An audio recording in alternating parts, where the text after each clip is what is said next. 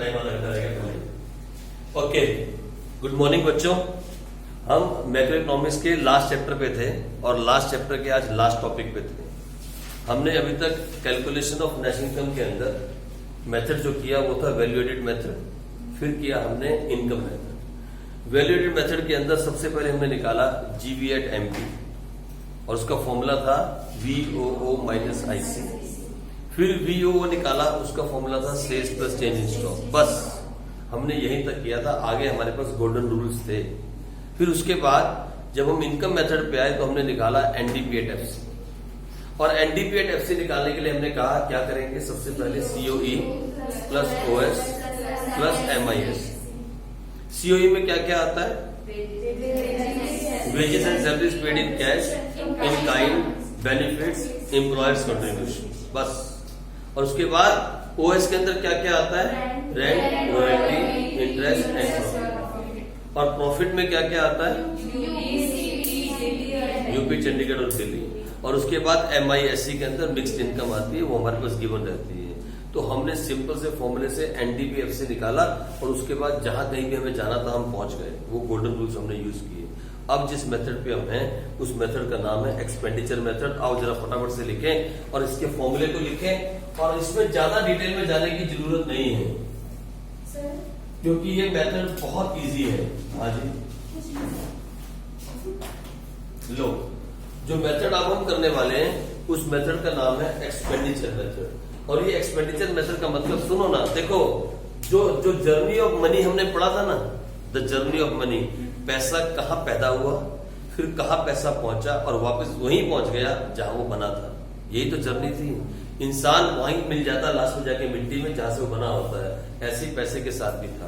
पैसे की प्रोडक्शन कहाँ हुई थी, where the money has been generated, बोलो ना कहाँ पे, एट द प्रोडक्शन यूनिट।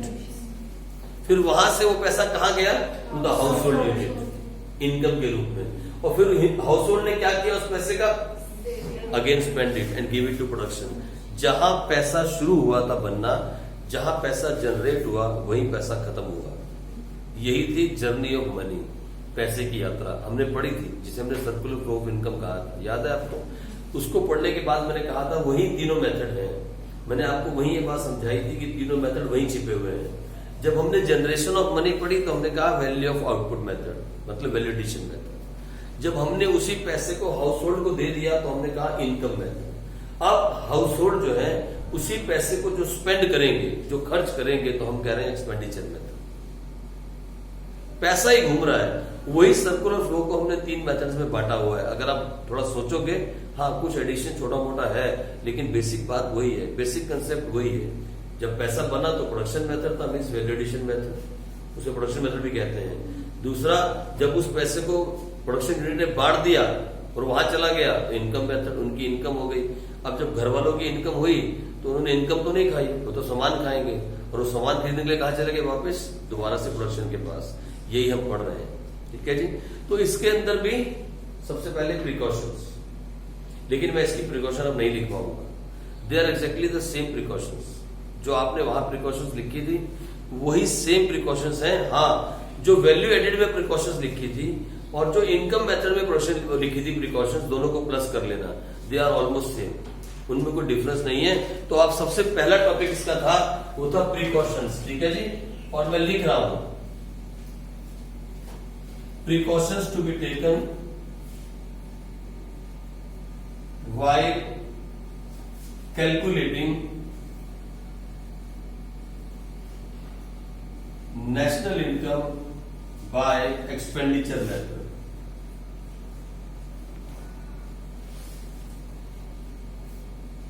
सबसे पहला टॉपिक यही है, precautions to be taken while calculating national income by expenditure method. और मैं लिखूंगा क्या, सेम। बार बार इस पर टाइम वेस्ट नहीं करेंगे हम, ठीक है। सीधा फॉर्मूले पे आते हैं, ये बहुत आसान है यार, इसमें कुछ चाहिए नहीं, तो सीधा फॉर्मूले पे आते हैं। तो चलो सबसे पहले हम इसके फॉर्मूले पे आए। इसका फॉर्मूला क्या है, एक्सपेंडिचर मेथड का फॉर्मूला क्या है, आप लिखो मेरे साथ। ये फॉर्मूला है C plus I plus G plus X minus N।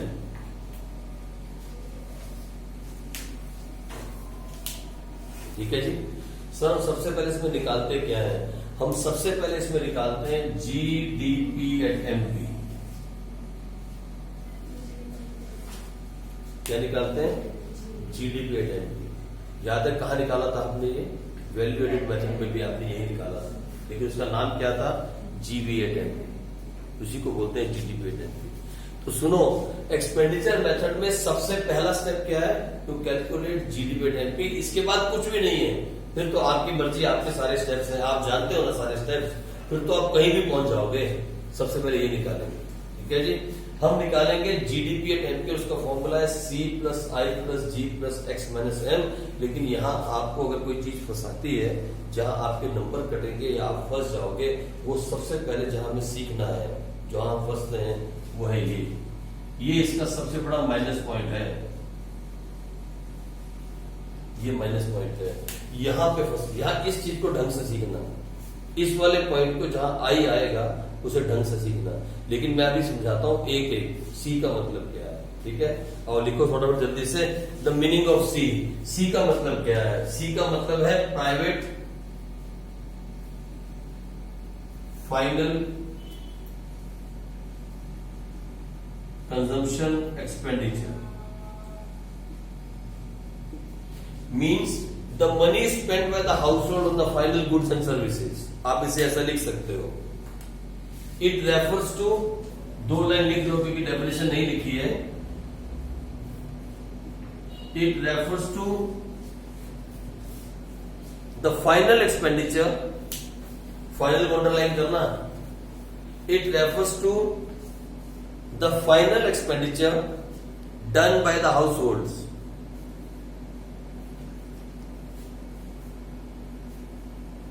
House hold को भी अंडरलाइन करो। It refers to the final expenditure, final को अंडरलाइन करो, done by the households, comma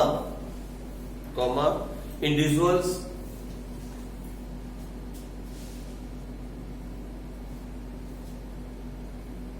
and non profit organisations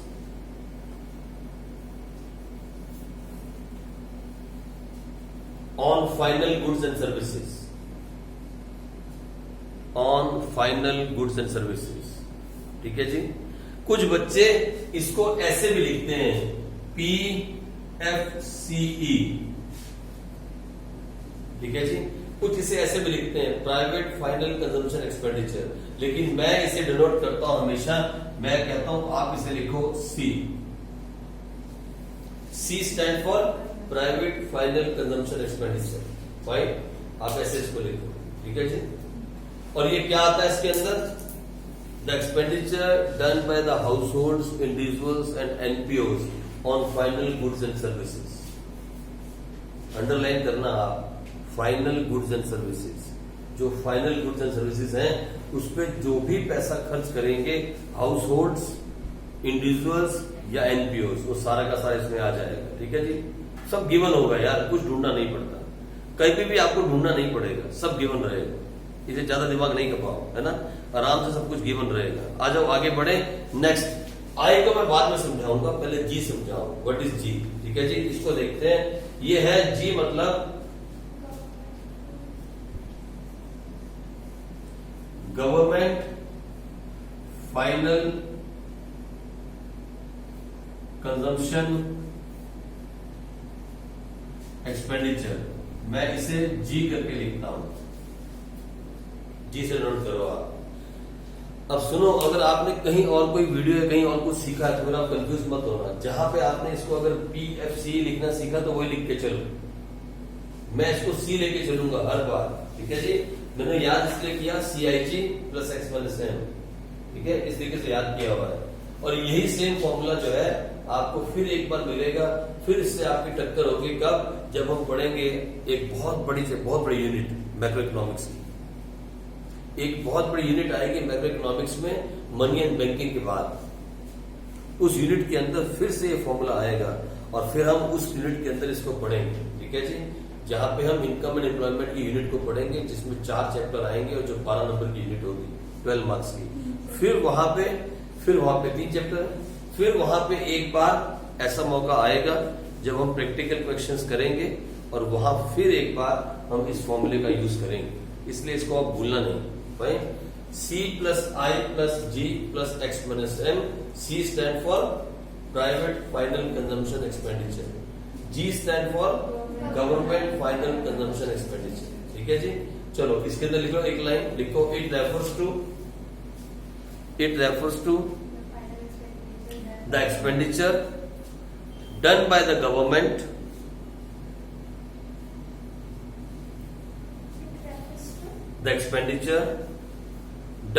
government in an economy on final goods and services।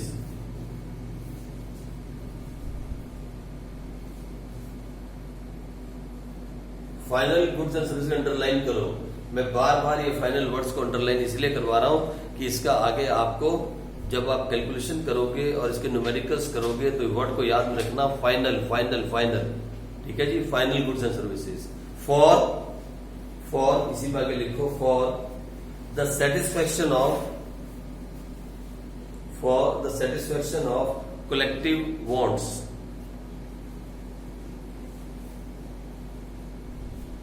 like education, health, law and order, defence and ETC। बहुत सारी है यार, infrastructure, ये वो, agriculture, बहुत कुछ है। ठीक है, एंड ETC।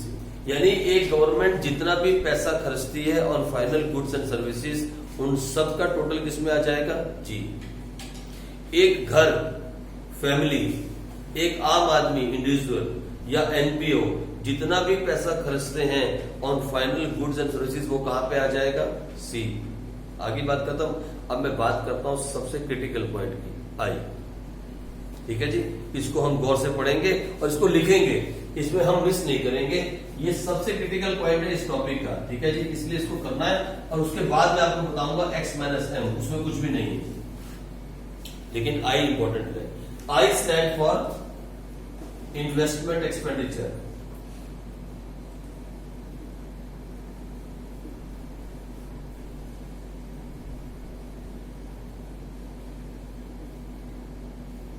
ये इसका माइनस पॉइंट है। अगर आपका कहीं क्वेश्चन गलत हुआ ना कभी जिंदगी में इस मेथड का, तो वो आई गलती करवाएगा,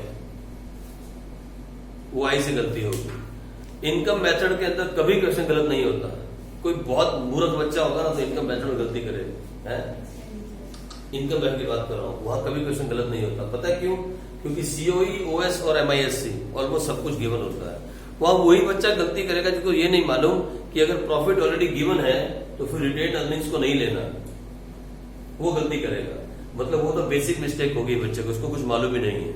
वहां कहीं ऐसा कुछ नहीं है कि कुछ घुमा के आ जाए और आपको निकालना पड़ जाए, गलत नहीं होगा। अच्छा, फर्स्ट मेथड जो आपने किया उसमें भी तभी गलती होगी अगर आप इंटरमीडिएट कंजम्पशन नहीं निकाल पाए, मालूम है, तभी गलती होगी। अदरवाइज VO भी गिवन होता है, sales plus change in stock, वहां पे कहीं खास गलती नहीं होती, कोई गड़बड़ होने का चांस नहीं है। लेकिन इस क्वेश्चन के अंदर, क्योंकि इसका आता है पेपर में क्वेश्चन जो आएगा उसमें दोनों मेथड आएंगे, इनकम मेथड से भी निकालनी होगी और एक्सपेंडिचर से भी निकालनी होगी, और 6 नंबर का क्वेश्चन होगा। आजकल ऐसा आ रहा है, पिछले 4-5 साल से लगातार जो क्वेश्चन आ रहा है पेपर में उसमें दोनों मेथड आ रहे हैं। ठीक है जी। अब प्रॉब्लम ये है कि इनकम मेथड से निकाल जाओगे, 3 नंबर पक्के हो गए, लेकिन एक्सपेंडिचर मेथड के अंदर यही फंसाता है, क्योंकि बच्चे इसको डिटेल में नहीं पढ़ते। बस मेथड फॉर्मूला लिख लिया, इन्वेस्टमेंट एक्सपेंडिचर, चलो हो गया फॉर्मूला, 4-5 क्वेश्चन करवा दिए, काम खत्म। ऐसा नहीं है, इसकी डिटेल स्टडी जरूरी है। ये गलती करवाता है भैया, 3 नंबर खा जाएगा। ठीक है, तो आओ हम पहले लिखे, हम इसे इन्वेस्टमेंट एक्सपेंडिचर के साथ और क्या बोल सकते हैं, लिखो फटाफट जल्दी से। इसे बोलते हैं ग्रॉस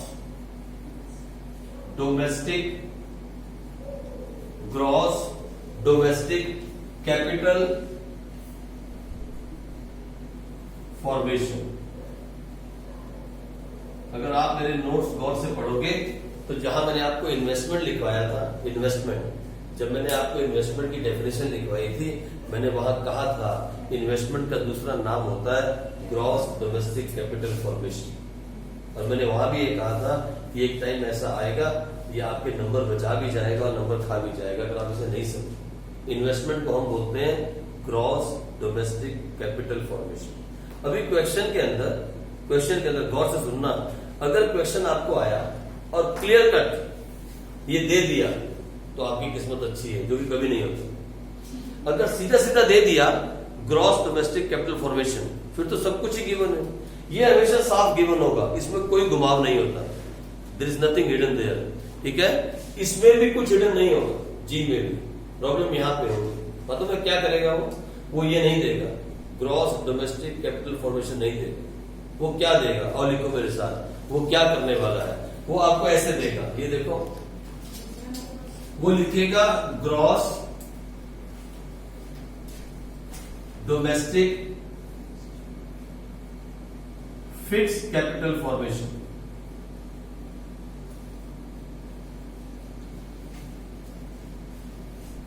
वो ये लिखेगा, वो लिखेगा gross domestic fix capital formation. और 99% बच्चे इसे इन्वेस्टमेंट एक्सपेंडिचर मान के और चुपचाप से क्वेश्चन सॉल्व करके आ जाएंगे। आप समझे मेरी बात। वो ये लिखेगा, वो लिखेगा gross domestic fix capital formation. और आप सच्ची मानना, सभी बच्चे गलती कर देते हैं। वो ये बात लिखेगा, ठीक है जी। इसकी जगह पे क्या लिखा, ये क्या है, ग्रॉस डोमेस्टिक कैपिटल फॉर्मेशन। और ये क्या है, सिर्फ इनमें फिक्स वर्ड है, तो आप अंडरलाइन करो। ये चीज लिखी पेपर में आती है, जहां आप फंसते हो, इस चीज में आप फंसते हो और ये आपको फंसा जाती है। आप भूल जाते हो कि ये दिया हुआ है gross domestic fix capital formation. अच्छा सर, अगर ये दिया हो फिर और ये ना दिया हो तो क्वेश्चन तो सॉल्व हो गया ही नहीं। इसको तो आप कह रहे हो लेना नहीं है, वो दिया नहीं है तो क्या, तो फिर लिखो, आप फॉर्मूला लिखो। अगर ये दिया हो और हमें यहां पहुंचना है, हमें तो निकालना है ग्रॉस डोमेस्टिक कैपिटल फॉर्मेशन। और हमारे पास ये गिवन है, क्या गिवन है, gross domestic fix capital formation. तो फिर से एक बार लिखो, हमारे पास ये गिवन है gross domestic fixed capital formation. हम इसमें प्लस कर देंगे, क्या प्लस कर देंगे इसके अंदर, चेंज इन स्टॉक।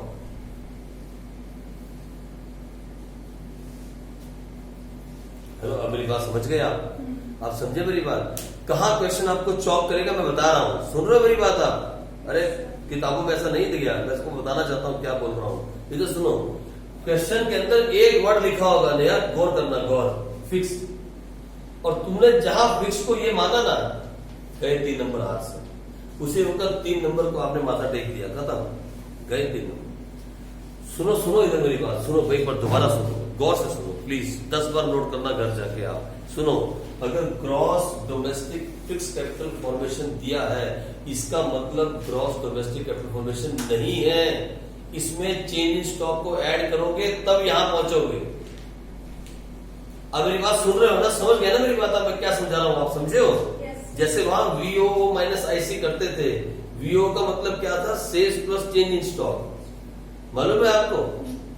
VO का मतलब सिर्फ सेल्स नहीं था, उसमें सेल्स में चेंज इन स्टॉक ऐड करते थे। ऐसे ही आपको घुमाने के लिए, आपको फंसाने के लिए यहां दिया होगा gross domestic fix capital formation.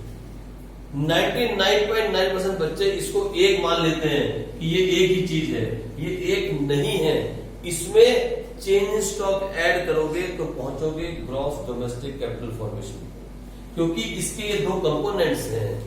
Gross domestic capital formation के 2 कंपोनेंट्स हैं, एक ये और दूसरा वो। आई बात समझ में, इसको याद रखोगे आप। या इन्वेंटरी इन्वेस्टमेंट, उसे इन्वेंटरी इन्वेस्टमेंट भी बोलते हैं। तो ये चेंज इन स्टॉक हुआ, ठीक है जी। और ये कैसे निकालेंगे, माइनस ओपनिंग स्टॉक। लिख लो, इसे लिख लो, closing stock minus opening stock. इसे हम निकालेंगे closing stock minus opening stock. और हाँ, इसको कभी कभी इस नाम से भी बुलाते हैं, ये देखो यहां लिखो, चेंज इन स्टॉक का दूसरा नाम भी है चेंज इन स्टॉक। इसका एक और नाम भी बोल सकते हैं, क्या बोल सकता है वो,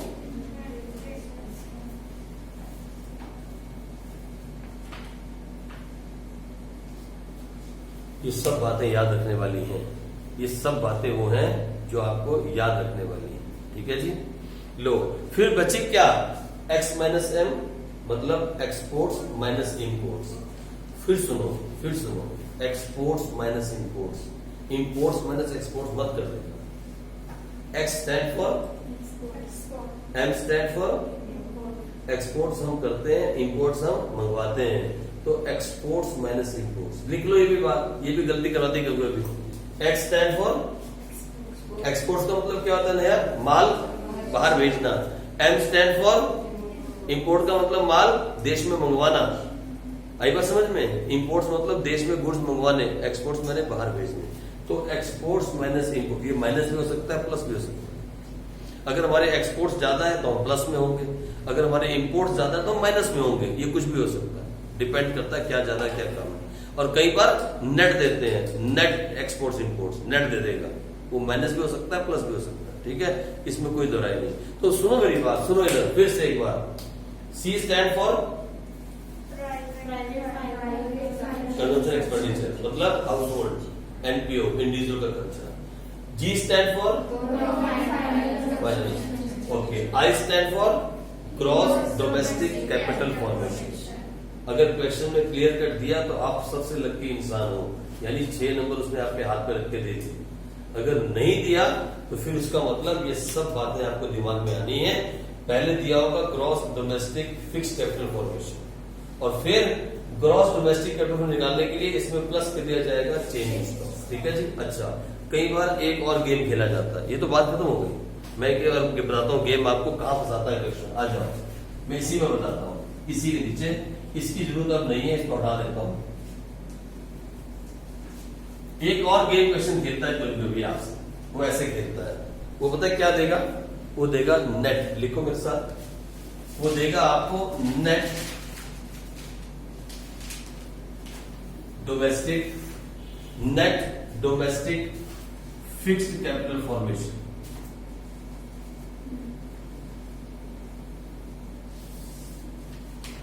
अब आप वहां पे सबसे पहले गाली निकालोगे अपने सर को, देखा ये सर ऐसा बड़ा बड़ा सा बनता है, बड़ी बड़ी बातें मारता है, लेकिन इसने हमें ये बता दिया कि ये दिया होगा तो चेंज इन स्टॉक ऐड करो, ये दिया होगा तो चेंज इन स्टॉक ऐड करो, ये निकाल लो। इसके बारे में नहीं बताया इसने। अब सुनो मेरी बात, ये भी दिया हो सकता है आपको क्वेश्चन के अंदर, या तो ये दिया रहेगा फंसाने के लिए। अगर ये दिया हुआ आपको फंसाने के लिए तो आपने इसका तो हल ढूंढ लिया, पता लग गया क्या करना है। या इससे ज्यादा नहीं होगा, इससे ज्यादा और नहीं होगा, इससे ज्यादा नहीं घुमाता। या क्वेश्चन में ये दिया रहेगा net domestic capital fix capital formation. क्या दिया रहेगा, net domestic fix capital formation. ठीक है जी, फिर भी डरना नहीं। अब क्या लिखो इसके अंदर, हमें ये निकालना है, तो हम क्या करेंगे, लिखो हम नेट, कौन बोला, बहुत बढ़िया बोला, net domestic fixed capital formation, इसमें प्लस कर देंगे। क्या प्लस कर देंगे, पहले प्लस करेंगे हम क्या, चेंज इन स्टॉक, फिर प्लस करेंगे डेप्रिसिएशन, और क्या आ जाएगा, ग्रॉस। वेरी गुड, बस इतने होशियार बच्चे आप, दिल करना मेरा कि आप बच्चों को गोल ले लो और मैं लिखवा दूं कि हाँ ये मेरे बच्चे हैं। लो वो भी बात सुनो, इधर देखो, ठीक है, कितनी अच्छी बात है। यानी इससे ज्यादा आपको अब घुमा नहीं सकता क्वेश्चन, अब नहीं आप फंस सकते कहीं भी, गारंटी है, इससे ज्यादा नहीं घुमा सकते भाई। अच्छा, एक और है, क्या, नहीं वो तो हो गया बेटे, एक्सपोर्ट्स माइनस इम्पोर्ट्स, हाँ इतने ही। मतलब एक्सपोर्ट्स अगर ज्यादा है तो हमारे प्लस में आएगा ना। मान लो ये यहाँ एग्जांपल आप लिख लो ना, मान लो एक्सपोर्ट्स 1 लाख रुपए के हैं और इम्पोर्ट्स 50,000 के हैं, तो क्या आएगा आंसर, 50,000 प्लस में आएगा। और ये फिगर उल्टी हो जाए, अगर मान लो ये 50 के हैं और ये 100,000 के हो जाए तो क्या होगा, माइनस में चला जाएगा आंसर। वो तो कोई बड़ी बात नहीं है, कभी नेट दिया रहेगा, कभी अलग अलग दिए रहेंगे, लेकिन याद रखना हमेशा एक्सपोर्ट्स माइनस इम्पोर्ट्स है, एक्सपोर्ट्स पहले इम्पोर्ट्स बाद में, इसको मत गलत कर देना, ठीक है। हाँ, अब यहाँ एक और बात फंसाती है, देखो ये भी हो गया, सुनो अगर gross domestic fix capital formation दिया हुआ तो हम इसमें चेंज इन स्टॉक को ऐड करेंगे, फिर वहीं पहुंच जाएंगे जहां हमें जाना था। अगर नेट डोमेस्टिक कैपिटल फॉर्मेशन दिया हुआ तो हम उसमें चेंज इन स्टॉक भी प्लस करेंगे और डेप्रिसिएशन भी प्लस करेंगे, फिर वहीं पहुंच जाएंगे जहां हमें जाना था। पहुंच जाओगे ना? पहुंच जाओगे ना? लेकिन एक और बात है, कभी कभी क्वेश्चन के अंदर क्या देता है, डेप्रिसिएशन गायब हो जाता है। कभी कभी क्वेश्चन के अंदर डेप्रिसिएशन नहीं गिवन होता, क्वेश्चन के अंदर डेप्रिसिएशन नहीं गिवन होता, ग्रॉस भी गिवन रहेगा, नेट भी गिवन रहेगा, लेकिन डेप्रिसिएशन नहीं गिवन होगा। निकाल लोगे डेप्रिसिएशन? निकल जाएगा। हाँ, नहीं, कभी कभी जरूरत होती है डेप्रिसिएशन की, ऐसा क्वेश्चन मैं आपको करवाऊंगा। डेप्रिसिएशन की जरूरत होगी और आपके पास डेप्रिसिएशन मिसिंग रहेगा, डेप्रिसिएशन मिसिंग होगा, ठीक है? तो उसमें डेप्रिसिएशन निकालना पड़ेगा आपको, नेट में से ग्रॉस को माइनस करके क्या निकालना पड़ेगा? डेप्रिसिएशन। वो जब क्वेश्चन, या आप दिमाग में रखो कि जब कभी ऐसा मौका आएगा तो मैं आपसे बोलूंगा कि एक चीज मिसिंग है, डेप्रिसिएशन, ठीक है? अभी एक चीज और है, तो पहला पॉइंट इंपॉर्टेंट ये था, दूसरा पॉइंट इंपॉर्टेंट ये था, और तीसरा पॉइंट एक और है जहां हमें क्या निकालना होता है? डेप्रिसिएशन, ठीक है जी? हम इसके बारे में भी आ जाओ इसके बारे में भी हम बात करेंगे, ठीक है जी? बस ठीक, इसके बारे में भी हम बात करेंगे कल जब हम प्रैक्टिकल क्वेश्चन इसके स्टार्ट करेंगे, भाई। तो आज आप इसको याद करो, इसको थोड़ा सा आप समझो, और कल हम इसके प्रैक्टिकल क्वेश्चंस का पहला क्वेश्चन करेंगे और कल ही इसको खत्म करेंगे, 5 से 6 क्वेश्चन करके, ज्यादा इसमें कुछ है नहीं, ठीक है जी? चलो बच्चों, कल मिलेंगे और आगे बढ़ेंगे।